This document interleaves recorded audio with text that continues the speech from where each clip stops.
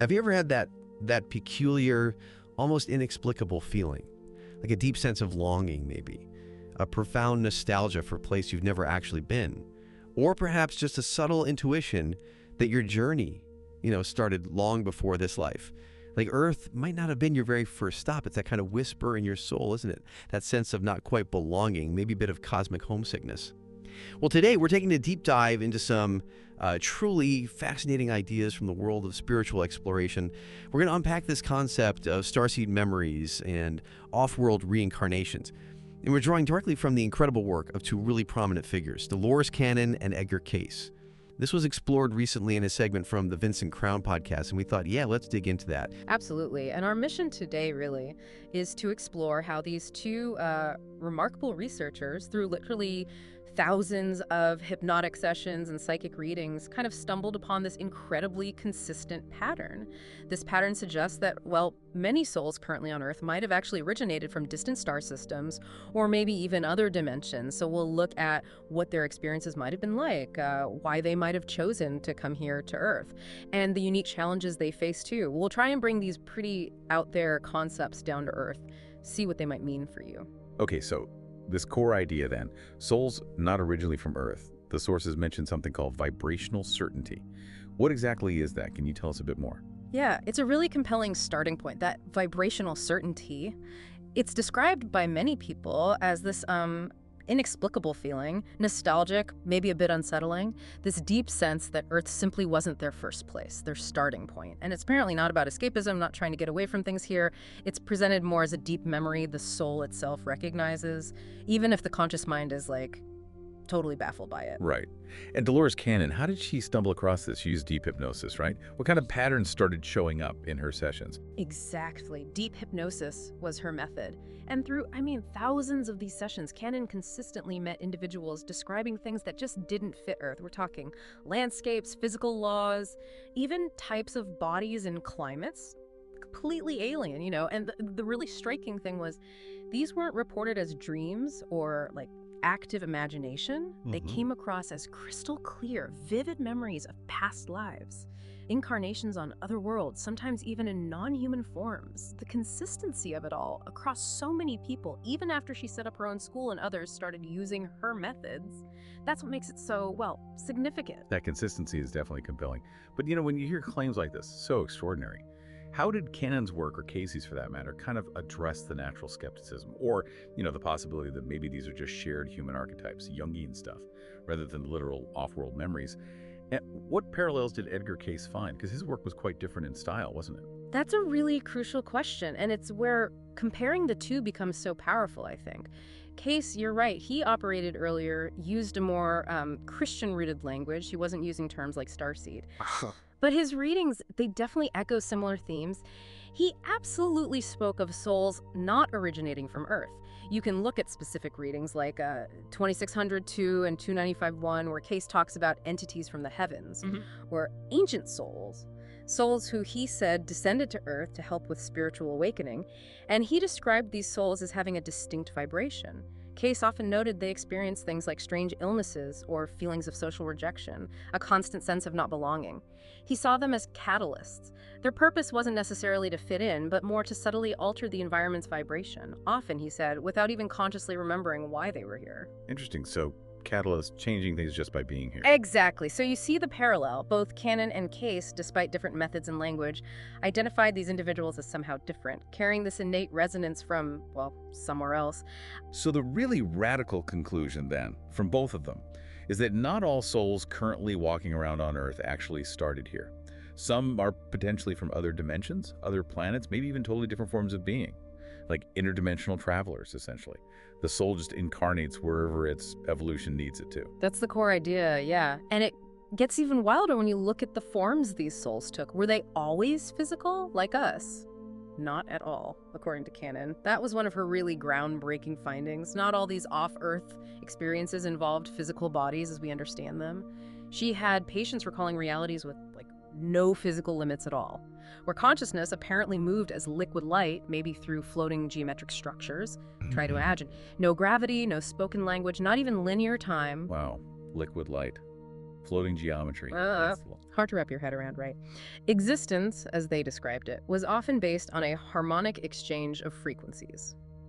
Souls sometimes existed as pure energy, or maybe part of conscious collectives, without any individual ego. It really pushes the boundaries of what being or life could even mean. It really does. Almost impossible to comprehend from our viewpoint. So, okay, what about where? Did any patterns emerge about specific locations these souls might have come from? The sources get into specific star systems, right? Let's start with Sirius. It's often mentioned, described as a master civilization. Right. Sirius comes up a lot in Canon's work, particularly in books like the Convoluted Universe series and Keepers of the Garden. The beings described from there are often tall, thin, very technologically advanced, but also deeply spiritual. They're often presented as a kind of master civilization that supposedly seeded life on multiple planets, including Earth, way back. And apparently they sent volunteers here to observe and maybe help nudge things, prevent what she called vibrational catastrophes, all while trying to stick to strict non-interference rules. Non-interference. That sounds tricky. Very. And it's fascinating, again, that Cayce's readings also mention the Star of the Dog, which is Sirius as a source of ancient wisdom. Yeah, that connection across decades and methods, it's pretty remarkable. It really is. These historical and conceptual echoes just keep popping up. Mm-hmm. Then there's Arcturus. This one recurs in Canon's work too, often called the School of Souls. It's depicted almost like an interdimensional transit station, a place where souls could go to heal after difficult lives, or maybe to train, or prepare for really complex incarnations like coming to Earth. The cosmic prep school, kind of? Something like that. There's this powerful quote from one of her patients under hypnosis talking about Arcturus. They said, "They taught me to enter bodies without fear. They showed me how to sustain the frequency. They prepared me to come here." Wow. That really highlights this idea of deliberate training before taking on the Earth experience. Mm-hmm. And again, Cayce offers a parallel. His reading 416.2 talks about stars where the soul learns, and he specifically names Arcturus as a kind of threshold for souls bringing peace. Though for Cayce, these stars might have represented states of consciousness or spiritual planes just as much as physical places. Okay, so Sirius the Masters, Arcturus the School. Now let's contrast that with Orion. The material suggests memories related to Orion often have a different feel, maybe a bit darker. Yeah, a distinct, sometimes somber tone is often associated with Orion experiences in canon sessions. Societies from Orion are often described as, again, technologically advanced, but maybe emotionally cold. There are histories mentioned involving conflicts, power struggles, even things like mental manipulation. It sounds quite different from Sirius or Arcturus. Emotionally cold. Right. What's the insight there? Well, it seems to point towards this cosmic lesson about balancing intellect and emotion. You know, that true wisdom isn't just about knowing stuff, but about integrating the heart with the mind. One patient apparently recalled really vividly, "I was part of a cast of strategists. We were brilliant, but we didn't know how to love." That's quite a statement. Isn't it? And what's so insightful, or maybe hopeful, is that many souls with these Orion backgrounds reportedly chose to incarnate on Earth specifically to learn emotion, to experience pain, compassion, almost like they were seeking to redeem that heartless wisdom, as the source puts it. And Cayce, while not naming Orion in the same way, has these implicit parallels when he talks about great galactic empires where power eclipsed spirit. It resonates, doesn't it? Civilizations may be losing their way by prioritizing power over, well, soul. It does. So, okay, all these potential origins, some peaceful, some maybe carrying baggage, which brings us back to the big question. Why Earth? Given all these potential challenges, especially coming from maybe more advanced or peaceful places, why choose here? The source material really paints this as a demanding mission. Dolores Cannon even introduces this special category, doesn't she? The 3 waves of volunteers. Yes, the volunteers. These are described as souls incarnating on Earth, often for the very first time, so they don't have accumulated human karma like maybe others do. Their main purpose, according to Canon, is basically to sustain a frequency, to help anchor a higher vibration, especially during times of chaos or major transition for the planet, like now, arguably. Sustain a frequency just by being here. That's the idea. But that first contact with Earth's density, it can be incredibly jarring, even traumatic for these souls. Many apparently experience what's called a vibrational shock upon arrival.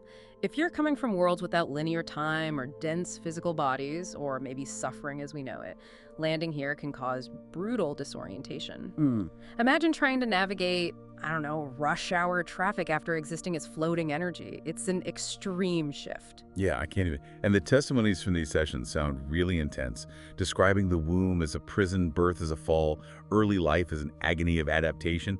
That's heavy stuff. It really is. They often report not understanding the world's logic, feeling emotionally disconnected from parents, sometimes leading to deep depression or even psychiatric diagnoses. Cannon linked this to what she called extreme vibrational dissonance. Their energy system just isn't calibrated for Earth's frequency initially. There was that one quote, really poignant. I don't know how I got here. There's no love. Everything is broken. I came to help, but I don't know how. I feel like I'm under a huge rock and no one hears my scream. Devastating, isn't it? And it raises that crucial question which the source material does touch on. If they came to help, why do so many seem to suffer so much? Where's the tangible change? Why come without the tools, or why forget the mission so completely? Which leads us right into Cannon's concept of the veil of forgetting. Ah, yeah, the veil. I remember reading about that. Can you explain that a bit? Sure. Cannon explained that Earth's physical matter itself acts like a kind of vibrational blocker. It's incredibly dense compared to other realms, so the soul's passage into a human body involves moving through this veil, which is essentially a mechanism that makes us forget our origin, our purpose, who we were before we got here. Makes sense. There was another quote related to that, something like, The body is an extremely dense frequency, and entering it is like going from a symphony of light to a low, repetitive note that clouds everything. That one. yes, that's it. Powerful imagery. It is, and the real suffering, according to both Cannon and in his own way, Cayce, kicks in when the soul starts to identify exclusively with the body and its human story, its biography. That's when the disconnection happens, the fear of death creeps in, the confusion about purpose really takes hold. Cayce had a similar idea, talking about the soul becoming addicted to form, kind of losing its true essence by getting too caught up in the physical experience. Addiction to form. And this leads to that symptom, cosmic nostalgia. Exactly. It's described as this existential sadness without apparent cause. But it's not just psychological. The idea is it's a real energetic loss, a disconnection from their original higher frequency. So it's like a real homesickness, but for a home you can't consciously remember. Precisely. And memories that do surface under hypnosis often aren't even words or images, but pure sensations, a feeling of light, a gentle vibration, a sense of flowing existence.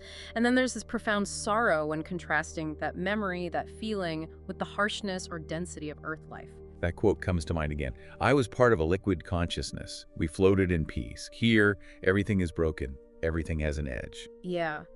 And Cayce, interestingly, also detected what he called soul illness in some of his readings.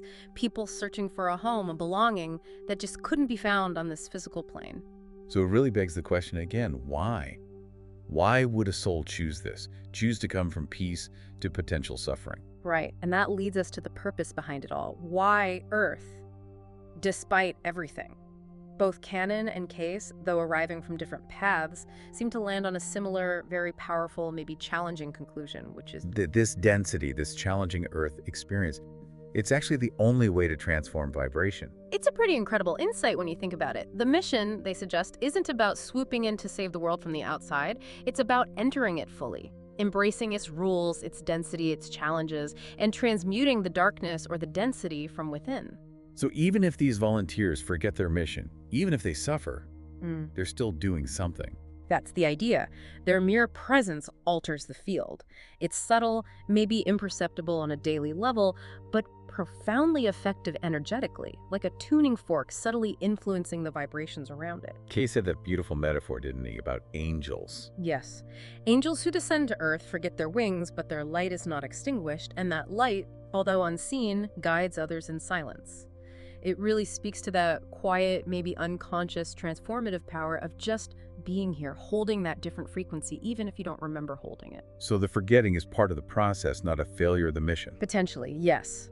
And the ultimate value, they both seem to conclude, is that living in a body, experiencing limitation, pain, linear time, all of it, allows the soul to truly flower, or perhaps struggle towards flowering. It happens within the deepest density imaginable, making Earth arguably the most challenging, but maybe also the most valuable learning environment in the cosmos. It's like the ultimate soul boot camp. The ultimate boot camp. I like that. And it brings us back to love, doesn't it? There was that one quote from a patient in Cannon's convoluted universe that just seemed to capture everything. Ah, yes. In other worlds I floated, here I love, and that changes everything. That's the one. It really hits home, suggesting that maybe the very density and challenges here, the struggles, unlock a capacity for love, for connection that maybe isn't possible in those more ethereal states. A profound thought, isn't it? Perhaps the suffering here is the very crucible needed to forge deeper, more meaningful kind of love and understanding. So, okay, we've explored this really astonishing idea today, that before you had a human name, maybe you were energy, a vibration. Perhaps Sirius is your cosmic school, or Arcturus your place of rest between lives, or maybe Orion represents a wound you came here specifically to heal. But ultimately the idea is you chose Earth. Because here, right here, amidst the density of the body, the fear, sometimes the real suffering, the soul embarks on this journey of, well, unprecedented growth and transformation. So, the final thought for you, listening right now. What if you have felt like you were trapped in a body you didn't quite understand? If you've cried sometimes without knowing exactly why, or if you've maybe dreamed of a guiding light, a sense of home, that just doesn't seem to exist here. Perhaps, just perhaps, you're simply turning into the echo of your cosmic origin. And what if that echo isn't a sign that something's wrong, or that you're lost? What if it's actually the very beginning of your journey back? Back to remembering who you really are and why you chose to be here right now. What if that feeling of not belonging is actually your soul nudging you towards the profound realization of where you truly belong, which is everywhere, integrated right here on Earth?